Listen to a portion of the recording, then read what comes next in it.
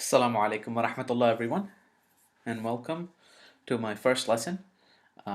It's actually the introduction. I called it the lesson 1, but this is actually lesson 1, in which I'm going to be talking all about how to recognize, memorize, and pronounce letters. So, like I said in the introductory video, all of my lessons are broken up into sections and lessons.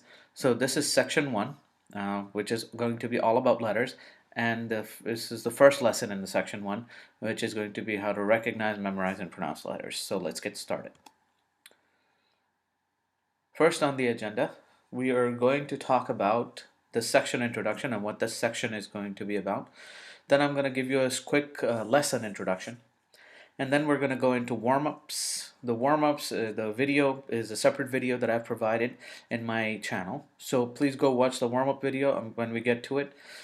Then I'm going to go into the instructions, all about how to recognize and pronounce letters, how to memorize the Arabic alphabet, and recognizing random letters.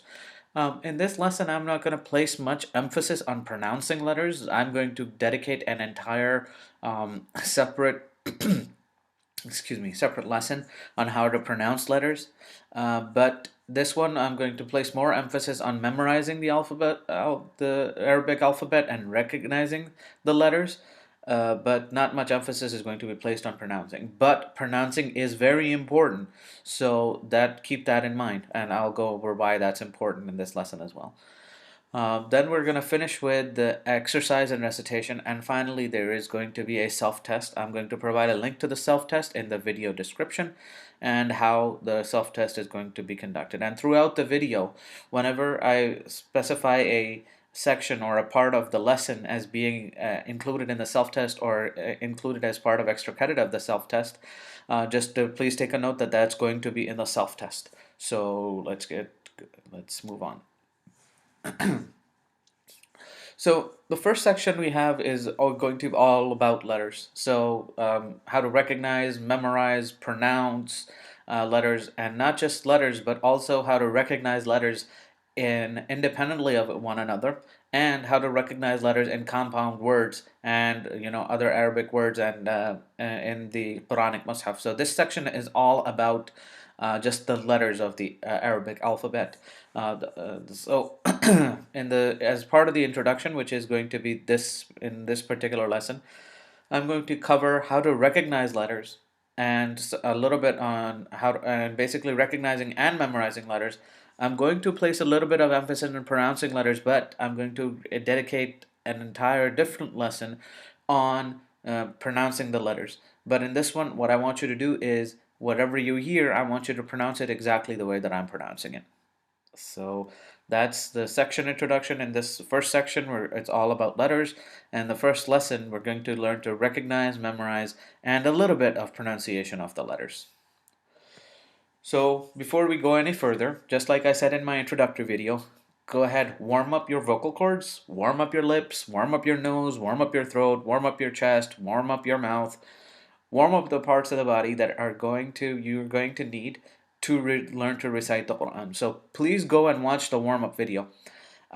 If you don't know what that I'm talking about, if you click the the link for this particular channel and you go in and you look for the warm-ups video, it is in the previous videos that I've already uploaded.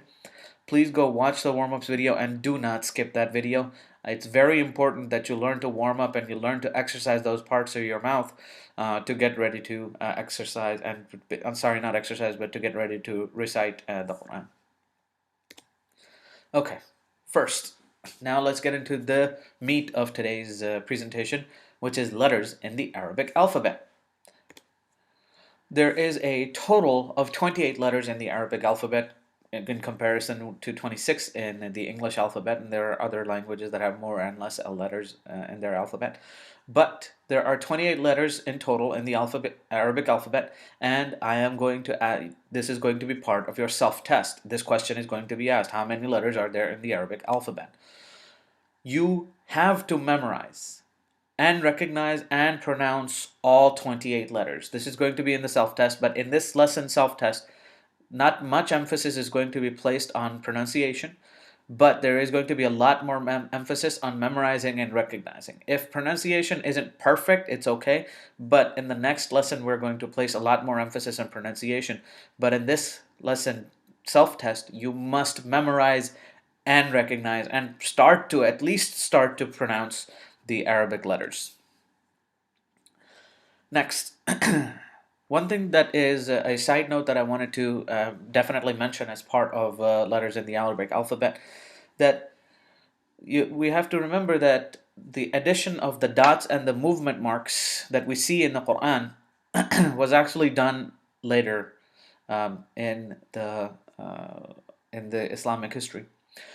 When the Quran was revealed and the Quranic Arabic and the Quran was initially being written down, all the people who were learning the Quran were pretty much Arabs, native Arabs, and they knew how to pronounce the Arabic alphabet and how to pronounce Arabic and how to read and write Arabic because it was their native tongue. But as as Islam continued to spread, and a very large number of non-Arabs, and basically today the majority of Muslims in the world are not Arabs. Basically, they are either Indian and Pakistani or Indonesian. There's a very large Chinese population, but when non-Arabs started entering Islam, it became necessary to add dots and other movements and other markings to the Quran and dots to the letters, because these people did not necessarily know how to properly and correctly pronounce the Quran and pronounce Arabic. So this is why it became important to add the dots and the movement marks. So I'll give you an example. In English, what we have here is I've given an example of 3 words. Typically, when you say any word with a G, like God or goat or golf, it's pronounced with a G, right? It's pronounced with a G sound. But when you have a letter or word starting with the letter J, it's pronounced like a J. So job, Jim, James, John, Jingo, all these words are pronounced with a J. Any word with a G is pronounced with a G, but any word with the letter J is pronounced with a J. But the example that I've given here is gesture. The word gesture, even though it's written with a G, it is pronounced like a J. So this word isn't gesture, it is gesture. That's the correct pronunciation. But let's say a non-native speaker of English were to read very first time the word gesture. And in general, he knows the rule that whenever it's J, you should pronounce it like ja, job, so on and so forth. But whenever it's a G, you should pronounce it like a ga or goat. But when he sees gesture, what's he likely to pronounce it like? He's going to pronounce it gesture. But that is not going to be correct. That is not the correct pronunciation of that word. The correct pronunciation is gesture. So imagine if somebody added a little dot below that G and basically specified a rule that said whenever you see a G with a little dot below it, pronounce it like a J. Even though it's written with a G, it should be pronounced like a J. It's very similar is the reason why all these dots and why all these movements and marks were entered into the Quran and Arabic Quran, in order to make sure that non-Arabs who were reading the Quran and entering the Quran, that because of their incorrect pronunciation, and we will go into this a little bit later as well, how incorrect pronunciation can change meanings and how incorrect pronunciation can actually reduce the beauty of the Quran. I'll go into that in a little bit later. But so that non-Arabs entering Islam would know how to pronounce the Quran correctly and to make sure that the meanings weren't changing when they were pronouncing the Arabic. So I hope that's clear. So next part, we're going to recognize and start to learn to recognize the letters and their names. So let's see if I can't find my mouse. There it is. There are 28 letters in the Arabic alphabet, so let's go through them one by one. This is the alif, a straight line. I like to call this the ba, and this shape that I have here, I like to call it the boat or the gandula. I believe that's what they call it in Italy. with a dot below it. It's called a ba. Alif, ba. Gandula with 2 dots on it, tha. Gandula with 3 dots on it is a tha. Now, there is a slight difference of pronunciation between a tha and a sin, and I'll go into that when we get to the pronunciation part, but just remember this is a tha. This is the below each letter. What you see here is the English transliteration. So if you don't remember what this word is or what this letter is, it's an alif, alif, ba, alif, ba, ta. So let's go through these one by one and just follow my mouse, and I will pronounce these letters one at a time and just see if you can. I'll give a slight pause after I'm done pronouncing the letters to allow you to pronounce it with me as well. So let's do that. Starting with alif, ba, ta, tha, jim, ha, kha, dal, ذال, را, ز, سين, شين, صاد, ضاد, ط, ظ, عين, غين, ف, قاف, كاف, لام, ميم, نون, ه, و, ي. So this time I'm going to go a little bit faster. Alif, ba, ta, th, jim, ha, kha, dal, ذال, را, ز, سين, شين, صاد, ضاد, ط, ظ, عين, غين, ف, قاف, كاف, لام, ميم, نون, ه, و, ي. Okay, so that is the letters and their their names and how to recognize them. Just go ahead. There isn't any easy way to do it. The correct way to do it, and just like any other alphabet, when you were learning it as a kid, you saw it and you just remembered the shape of it and you just remembered the sound associated with it. So just go ahead and do that. In the next set of exercises, I'm going to go each and every letter. I'm going to present to you in very big, very bold letters, and I'm going to present on top from the Arabic to the English transliteration for you, and you should pronounce it with me. And just remember, in big bold letters, you're going to know how the letter is written and how it's pronounced. So let's start with the next slide. Alif, ba,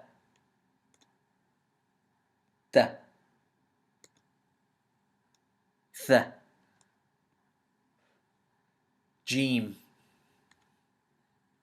ha, kha, dal, ذال, را, ز, سين, شين, صاد, ضاد, ط, ظ, عين, غين, ف, قاف كاف لام ميم نون ه و ي. So that is all the letters in the Arabic alphabet. I have found that songs, and especially the ABC song, seems to be a great way of remembering how to pronounce the English alphabet. A, B, C, D, E. But let's see if we can fit. And I actually did this exercise, and it turns out that it does fit A, B, C, D song into the alif, ba, ta, tha of the Arabic alphabet. So let's begin. Then this is a way that you can memorize the Arabic alphabet. So let's start with ألف باء تاء ثاء جيم حاء خاء دال ذال را زا سين شين صاد ضاد طا ظا عين غين فاء قاف كاف لام ميم نون ها وا يا. Now I know my alif ba ta. Tell me what you think of me. I hope you liked it. I'm not doing it again. But go ahead, rewind it. See if you can remember that song. See if you can memorize that song. And you should be able to memorize and recognize, start to recognize these Arabic alphabet from this lesson. The only way I know how to correctly and to remember these letters is to do it repeatedly, again and again and again. Just find the letter and its associated the shape, and memorize its transliteration, and memorize its sound. So this is an alif, ba, ta, tha, jim, ha, kha, dal, ذال را زا سين شين صاد ضاد طا ظا عين غين ثا قاف كاف لام ميم نون ها وا يا. That is the only way that you're going to be able to do it. You're just going to have to do it repeatedly, over and over and over again. Every letter and its associated, the associated sound and its name and its transliteration, you're just going to have to learn it. There isn't a way of going about doing it. How do they do it with the little children? They keep repeating the ABC song. Go ahead, rewind this video, find the Alif Ba Ta song, and listen to it again and again. You can review it again and again. There are plenty of other YouTube videos which will tell you the same things that I'm teaching you here. You can use those as well, whatever helps you. But you have to recognize and memorize these letters. Now, what is going to be part of the self-test is that you will be required to recognize all 28 letters, which means that you will be presented, and that's going to be part of the self-test. I'll put it in the self-test for the self-tester to do for you. The self-tester obviously is going to need to be able to write Arabic in order to perform the self-test, so you can't do this self-test yourself. You have to find somebody, and I'll show you in the self-test. By the way, if you don't know what I mean by self-test, go ahead and watch the introductory video, and I'll explain in detail what the self-test means. But you will be presented, and the self-tester will present you with a random letter. But you will not be presented with the accompanying English transliteration. So if the tester chooses to write the letter Alif, they're not going to say A-A-L-I-F to help you in remembering what that letter is. You're just going to have to remember, you're going to have to recognize that letter without the accompanying the English transliteration. And you must recognize all 28 letters, but you must recognize them in random order. So the way that I'm going to write the test and the way the self-tester is going to do it is that he's going to present a random letter from the alphabet to you. He's just going to write it or present it. I'll leave that decision up to the self-tester. But you must recognize all 28 letters in random order. You have to memorize them in the order that I just provided. Alif, ba, ta, tha. By the way, this is called the Hijri order. That's a different topic altogether. But the you have to recognize, or you have to memorize all 28 letters in the order that I just presented to you. But when it comes to recognizing all 28 letters, you must recognize them without the accompanying English transliteration, and you must recognize all 28 letters in random order. So I'm going to present to you 3 letters, and I'm not going to give you the English transliteration, and see if you can, from the previous sections in this video, you should have at least some idea of what the letters are. See if you can try to recognize them. If you don't recognize them yet, don't worry. You're going to have to do this again and again, but just try it. It's a good exercise. So let's go. Can you tell me what this letter is? Think about it for a second. That is a ha. Ha. Can you tell me what this letter is? Think about it. That is a lam. Can you tell me what this letter is? Think about it for a second. That is a kaf. Okay, so that is how the self-tester is going to present to you 28 letters in random order. It's not going to be alif, ba, ta, tha. He might present to you from middle somewhere. He might present you a jim, or he might present you a sheen, or a sad, or an alif, and then a ya, and then a wa, and then a ha, or a ha. And basically, you must recognize all 28 letters in random order. You have to memorize them in the Hijri order, the way that I did it in the song and the way I did it in the beginning of the videos, but you must be able to recognize them separately but in random order without the English transliteration, and that's going to be part of the self-test. Extra credit. As part of the self-test, I'm going to give you a little bit of extra credit as well. If you can write all 28 letters, obviously the correct way to learn to write is what? Look at what you see online and in this video, and see if you can make marks similar to that on a piece of paper. But different from English, you're going to have to learn which way Arabic is written. English is written left to right. Arabic is written right to left. So, and you're going to need to learn the dots and things like that, and how to write them and things like that. So this is why it's extra credit. If you were able to write all 28 letters, that's excellent. You will get extra credit for this in the self-test. And if you're able to memorize the words starting with the 28 letters, now this is I'm not going to do this as part of this video. There are plenty of videos on YouTube, just like A is for apple, B is for ball, Alif is for Allah, Ba is for Bab. There are plenty of videos like that on YouTube. So if you're able to write all 28 letters from the Arabic alphabet, that's going to be part of the extra credit. And if you're able to memorize the words, all words starting with all 28 letters, that's also going to be part of the extra credit if you're able to do that. But in order to earn extra credit, you have to write all 28 letters.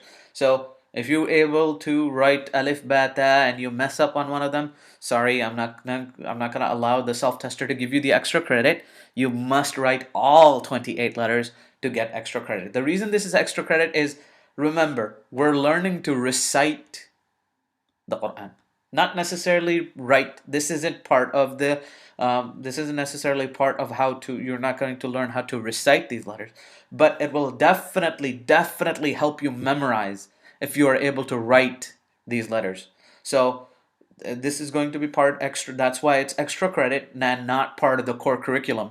If you're able to write it, that's wonderful. And again, memorizing words that start with the 28 letters, again, it won't help you recite the Quran, but it'll definitely help you start to learn and memorize and keep this in your memory. So this is also part of the extra credit. But again, you have to remember words with all 28 letters. You will not get extra credit if you're unable to pronounce a word or find a word with one of the letters. But this one is not going to be random. You must be able to write all 28 letters. If you're able to write them in sequential order, or if you're able to memorize words starting with all 28 letters in sequential order, you will get the extra credit. So, what I want you to do is, in this lesson, I placed a little bit of emphasis on pronunciation. I'll do a separate lesson entirely on how to do pronunciation. But why is pronunciation important? What I want you to do is go back in this video and try to pronounce the alif, ba, ta exactly the way I pronounced it. And the reason I place so much emphasis on the warm-ups, and I tell you to keep doing the warm-ups and not to skip the warm-ups, is that pronunciation is very, very important. But why is it important? The reason being that even though we're going to place much more emphasis on the pronunciation in later lessons, incorrect pronunciation of the Quran can change the meaning of the Quran or reduce the beauty of the Quran. Obviously, reduction of the beauty of the Quran is a problem, but changing the meaning is a much, much bigger problem. I'll give you 2 examples of that. Number 1, and I want you to listen to these 2 words. The first word is kalb, with a kaf. And the second word is qalb, with a qaf. Kalb versus qalb. Kalb, qalb. Now, what is the difference between those 2 words? It's a night and day difference. Kalb in the Arabic language means dog, but qalb with a qaf means heart. Similarly, we have ithm versus ism.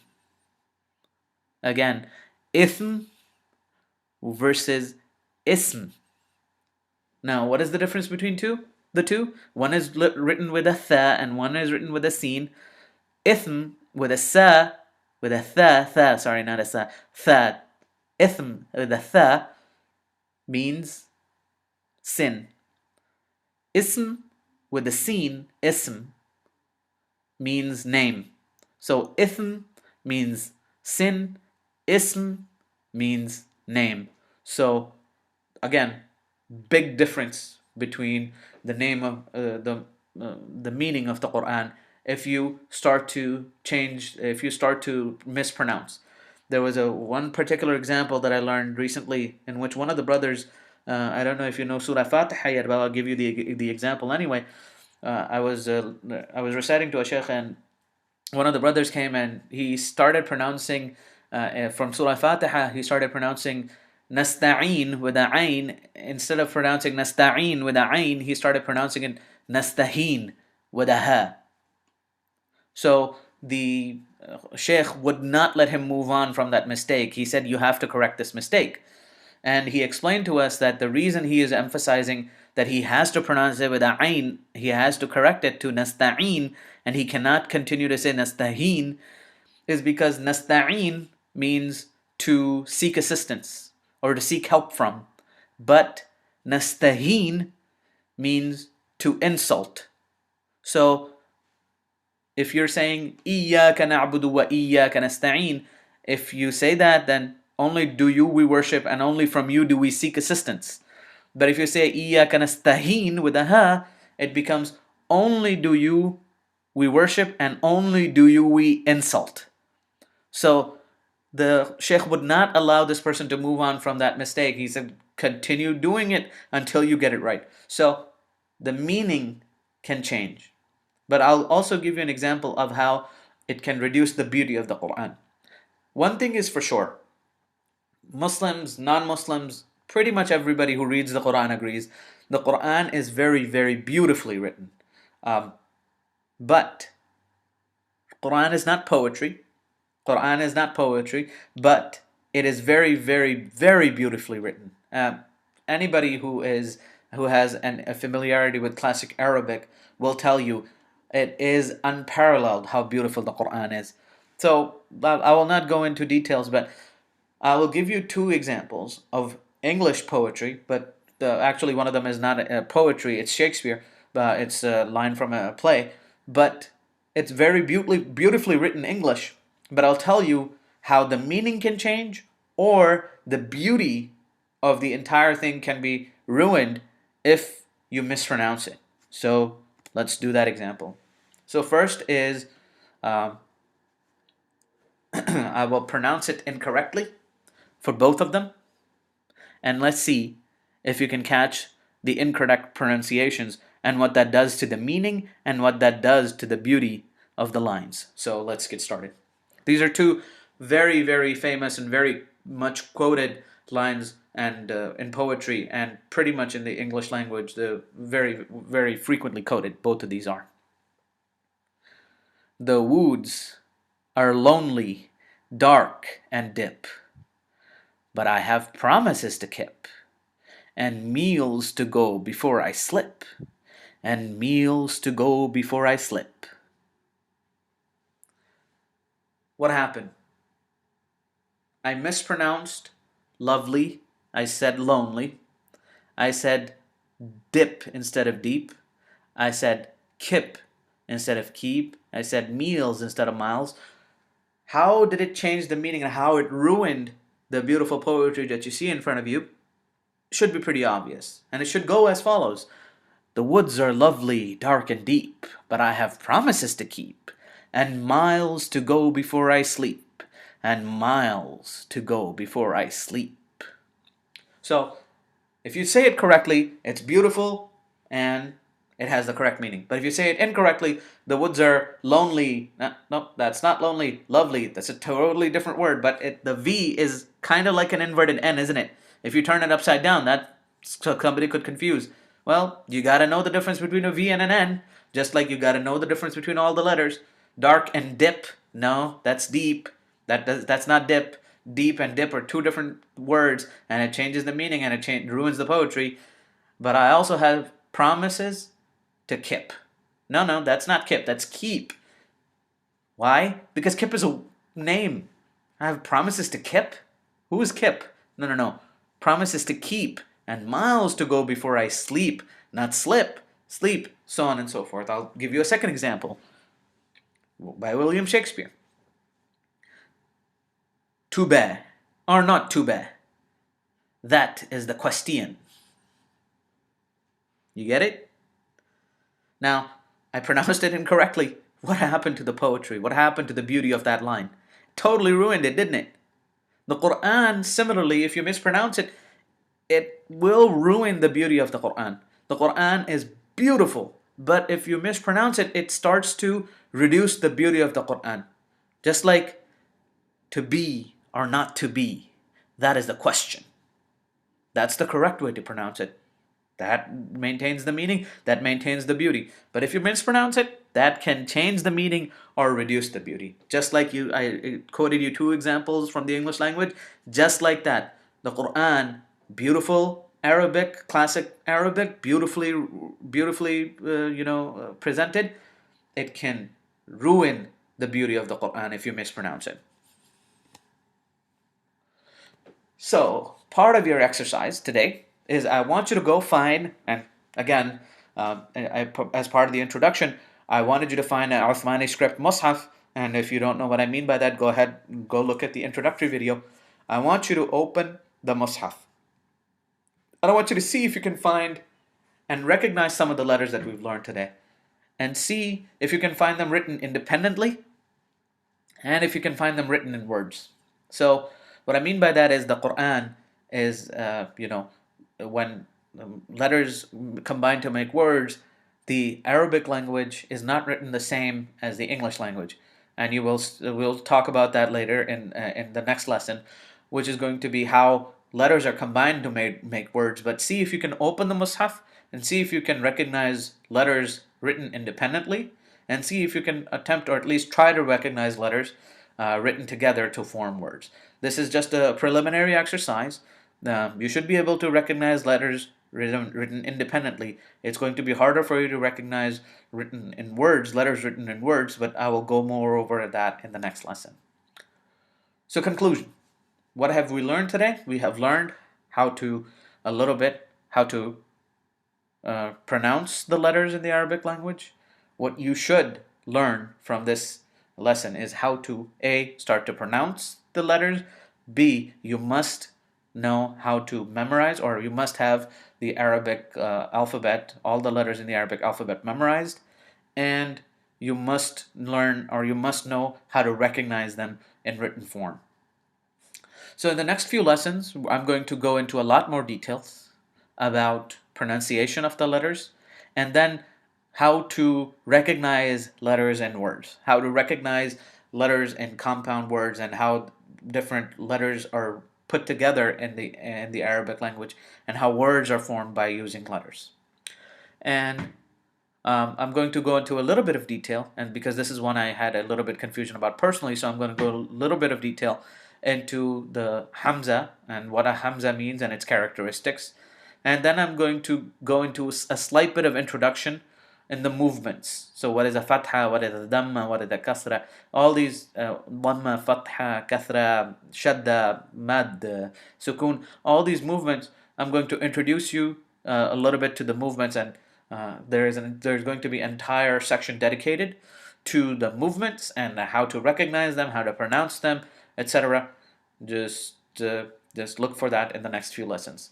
Jazakallah khair for watching this video, and please don't forget to like the video, comment on the video. If you have any questions, if you have any comments or concerns, go ahead and comment. I will read the comments, and or you can try to contact me by inboxing, or any comments that you have or any questions that you have, either comment in the channel comments, or you can comment on the video. And please subscribe, and please share the video. This is the knowledge that I would like to spread, so please help me in this. So, Assalamu alaikum wa rahmatullah, and Jazakallah khair.